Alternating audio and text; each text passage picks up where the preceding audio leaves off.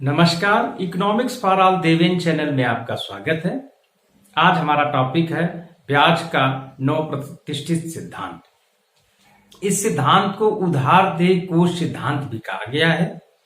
उधार देय कोष सिद्धांत इसलिए कहा गया है क्योंकि इस सिद्धांत में ये कल्पना की गई कि एक उधार जो कोष है, उधार देने के लिए एक मुद्रा का कोष बनाया जाता है जिसकी मांग की जाती है और जिसकी उधार देय कोष में मुद्रा की पूर्ति की जाती है।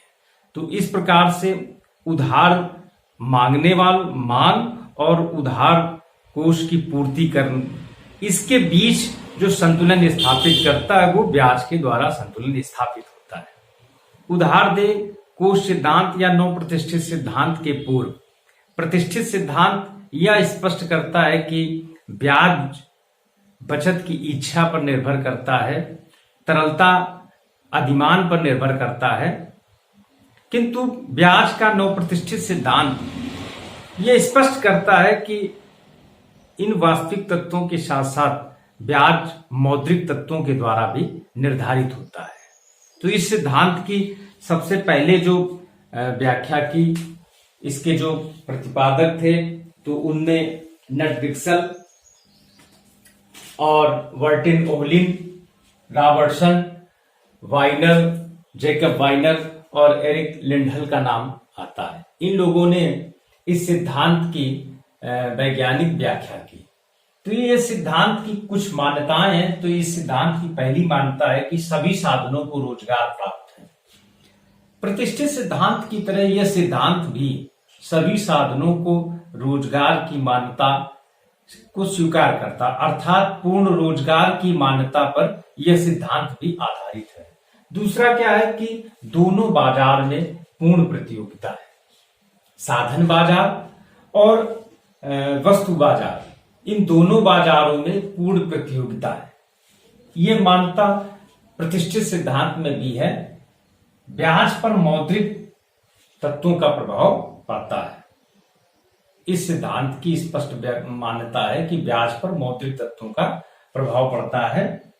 अब देखते हैं सिद्धांत की व्याख्या। तो ब्याज उधार देय कोष का प्रतिफल है।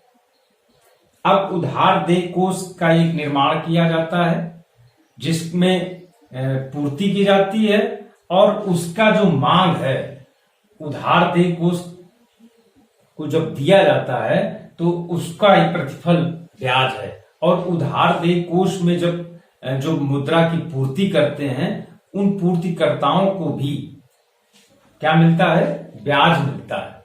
ब्याज उधार दी गई मुद्रा का प्रतिफल है। अब पूर्ति में भी जो पूर्ति करते हैं उनको भी ब्याज प्राप्त होता है और जो उधार मांगते हैं उनको ब्याज देना होता है। तो बाजार में कुछ लोग मुद्रा की पूर्ति करते हैं जिसके बदले में उनको पुरस्कार स्वरूप क्या मिल जाता है? ब्याज मिल जाता है। जबकि कुछ लोग उधार देते हैं, उनको इसके बदले में ब्याज देना पड़ता है। तो इस प्रकार से जो ब्याज है वो उधार देय कोष के निर्माण के बाद निर्धारित होता है और उधार मांगने वालों की और उधार जो पूर्ति करता है, इन जब मांग और पूर्ति दोनों एक जगह एक बिंदु पर निश्चित हो जाती है तो वहां पर ब्याज दर का निर्धारण हो जाता है। ऋण योग्य राशि की मांग, डिमांड ऑफ लोनेबल फंड्स। कौन कौन लोन की मांग करते हैं?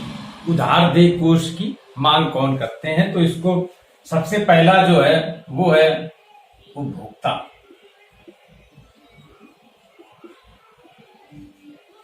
उपभोक्ता क्यों मांग करता है? तो यहां पर ये प्रश्न है कि वो क्यों मांग करता है। तो हम जानते हैं कि आय और व्यय, बजट का निर्माण आय और व्यय, आय के आधार पर व्यक्तिगत बजट का निर्माण, आय अधिक और व्यय कम। मगर कभी कभी ये स्थितियां हो जाती हैं कि आय और व्यय कि ये संतुलन की स्थिति भी हो सकती है, आय अधिक व्यय कम, ये भी स्थितियां हो सकती हैं, और आय कम और व्यय अधिक, ये तीनों स्थितियां हो सकती हैं। अब आय और व्यय बराबर है तो ये संतुलित है, आय अधिक व्यय कम तो ये लाभदायक है, और आय कम है व्यय अधिक है तो यहां पर ये घाटे का बजट है, और ये आधिक्य का है, और ये संतुलित है। तो इस घाटे को पूरा करने के लिए ऋण लिया जाता है। क्या ये घाटे का बजट हो गया, और इस घाटे को पूरा किया जाता है, किससे किया जाता है? वो ऋण से किया जाता है। ऋण से इस घाटे को पूरा किया जाएगा, और ये जो ऋण है ये यहां पर ये ब्याज दर के विपरीत स्थिति में होगी।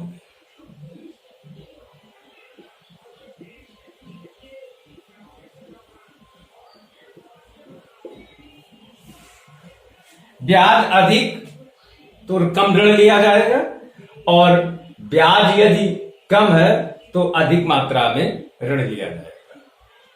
तो उपभोक्ता का जो मांग करता है, जो लोनेबल फंड की मांग करता है, वो ब्याज के दर के विपरीत स्थिति में होता है। दूसरा क्या है?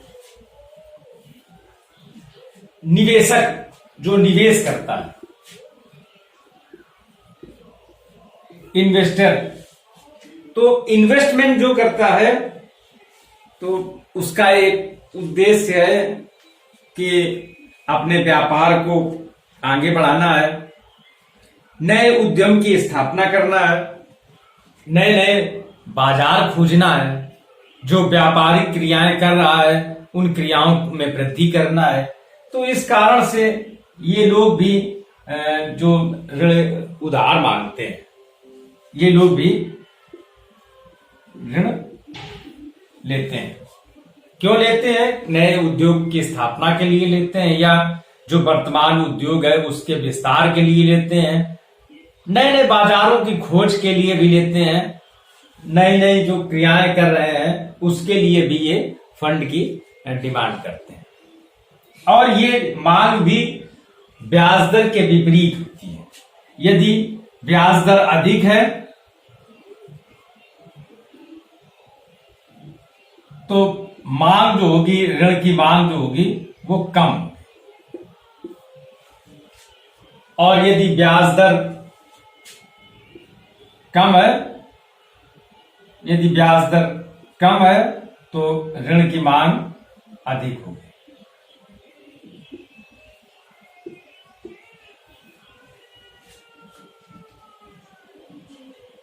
इस प्रकार से जब ब्याज दरें कम होती हैं तो निवेशक जो होता है वो ऋण की अधिक मात्रा की मांग करता है। जब ब्याज की दर अधिक होती है तो निवेशक कम ऋण की मांग करता है। एक और वर्ग है जो मांग करता है, वो सरकार। सरकार और उपभोक्ता का एक समान आप समझें, उसकी भी घाटे की अवस्था आ जाती है जब उसका जो टैक्स रेवेन्यू है, नॉन टैक्स रेवेन्यू, जब रेवेन्यू कम है और एक्सपेंडिचर उसका अधिक होता है तो वो घाटे की स्थिति में होती है, और इस घाटे को पूरा करने के लिए वो ऋण लेता है। तो ये भी उसी समतुल्य है कि ब्याज की दर अधिक होगी तो कम ऋण, और यदि ब्याज की दर कम है तो अधिक ऋण लेगा। एक और तत्व है जो ऋण योग कोष की मांग कर है, वो है संचय। ये क्यों? तो हम जानते हैं कि आय जो को दो भागों में विभाजित होती है। आय कंजम्पशन और सेविंग में विभाजित हो जाती है। जब आय की तुलना में उपभोग कम होता है तो बचत अधिक होती है। अब बचत अधिक होगी तो इसका उपयोग कहां पे हम करेंगे? तो उसका उपयोग हम उधार देने में करते हैं। या एक इसका उपयोग हम इस प्रकार से भी कर सकते हैं कि हम जो ये बचत कर रहे हैं, ये जो सेविंग हो रही है, इससे हम क्या कर लें कि शेयर ऋण पत्र खरीद लें, इनके क्रय कर लें या उधार दे दें। अच्छा, एक और है कि हम अपने पास क्या करें कि तरलता के रूप में रख लें, नगद रख लें।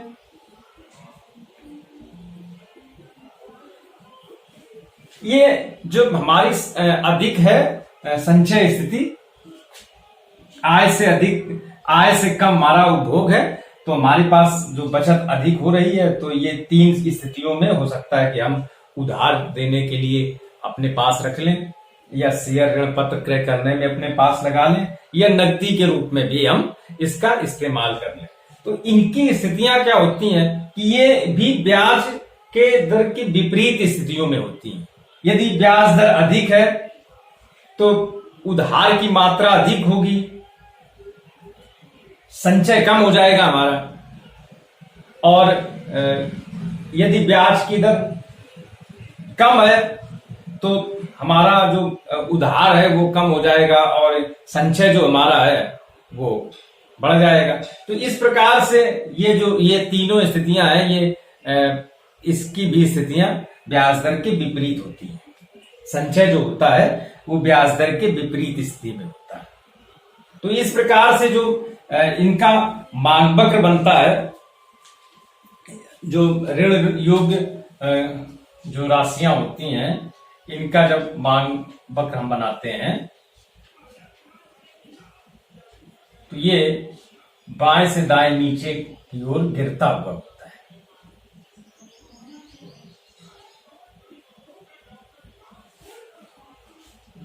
आप समझते हैं ऋण योग्य राशि की पूर्ति, जो सप्लाई ऑफ लोनेबल फंड्स है, ये इसका जो ये उधार देय कोष है, इसका पूर्ति कैसे होती है, इनके कौन कौन से तत्व हैं, ये देखते हैं। तो इसमें क्या है कि पहला जो तत्व है वो है अपना बचत। क्या है? बचत, सेविंग। बचत हम जानते हैं कि आय पर निर्भर होती है, आय सापेक्ष होती है। आय अधिक है, बचत भी अधिक होगी, आय कम है, बचत कम होगी। किंतु एक स्थिति ये होती है कि जब आय जो है वो निश्चित है। जब आय निश्चित है तो बचत का आकर्षण, बचत को कौन तत्व है जो आकर्षित करता है? तो वो बचत को आकर्षित करता है वो है ब्याज दर। एक उपभोक्ता जो अपनी आय को 2 भागों में विभाजित कर देता है, और जब ये आय निश्चित है और उपभोग भी हम जानते हैं कि उपभोग में भी विचलन बहुत कम होता है, तो बचत इसका जो है, इसको आकर्षित कौन करता है? तो उसको आकर्षित करता है ब्याज की दर। यदि ब्याज की दर अधिक है तो उपभोक्ता अपना पेट काट करके बचत करता है और बढ़ी हुई ब्याज दर से लाभ वो कमाना चाहता है। और जब ब्याज की दर कम होती है तो उपभोक्ता निराश होता है और वो अपने उपभोग को कम नहीं करता है। तो बचत क्या है कि वो ब्याज दर के सापेक्ष है। ब्याज दर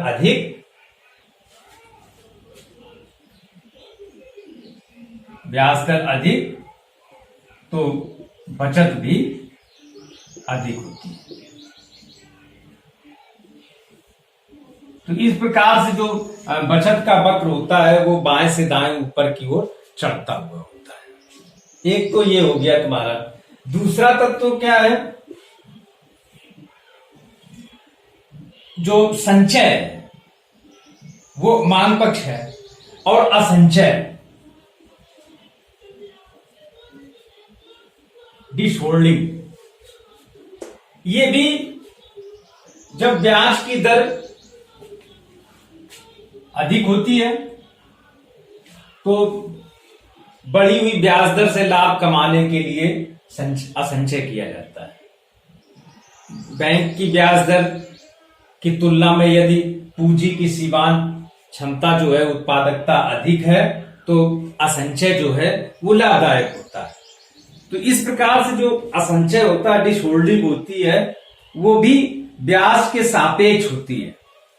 यदि ब्याज की दर अधिक है तो जो असंचय भी है वो अधिक किया जाएगा।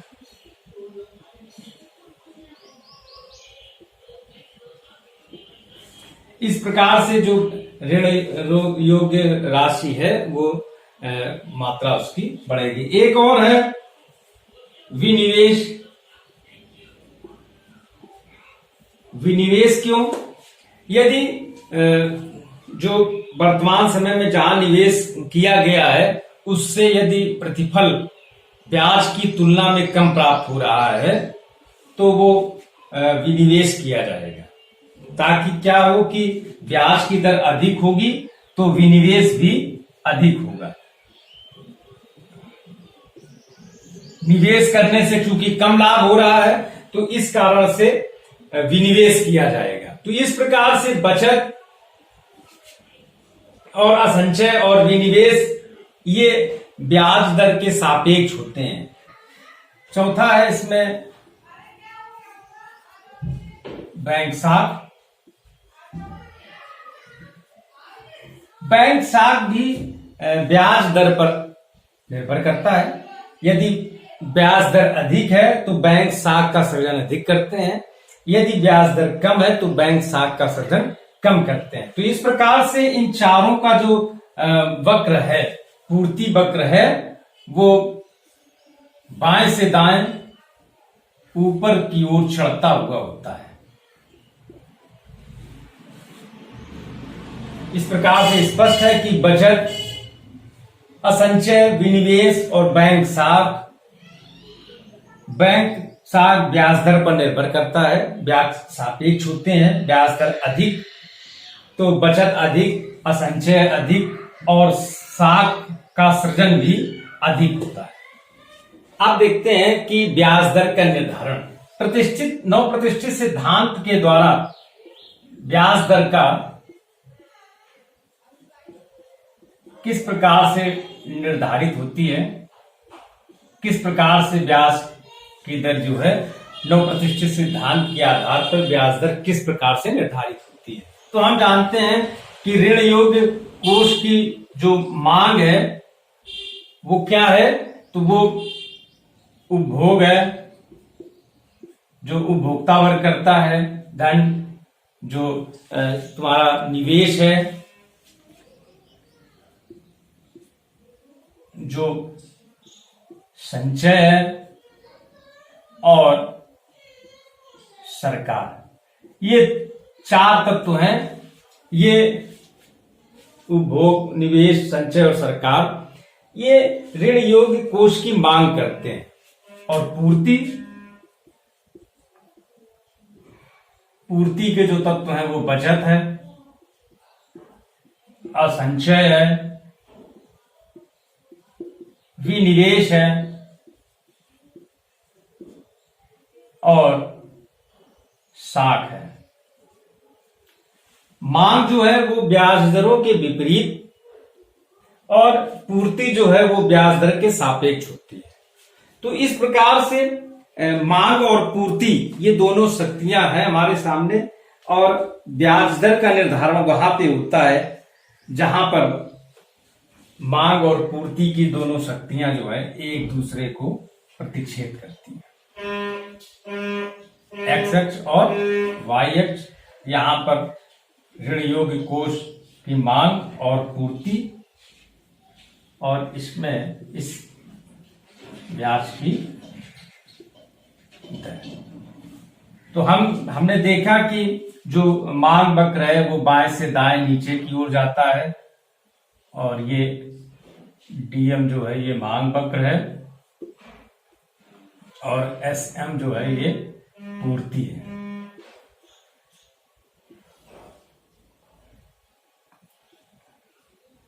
ई बिंदु पर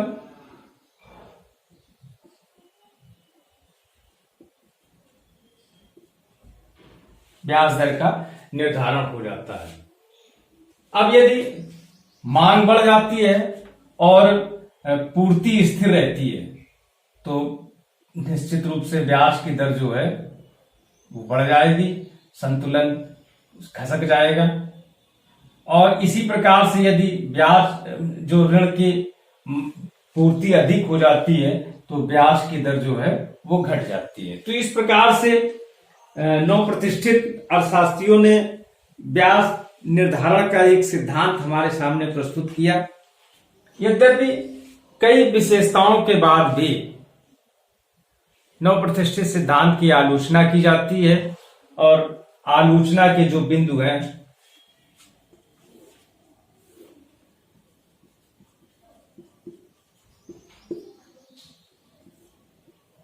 कीन्स ने कहा कि जो असंचय का जो इस विश्लेषण किया गया है वो अपूर्ण है, असंचय का विश्लेषण जो है वो अपूर्ण है। और दूसरा आलोचकों ने कहा कि साख सृजन का भी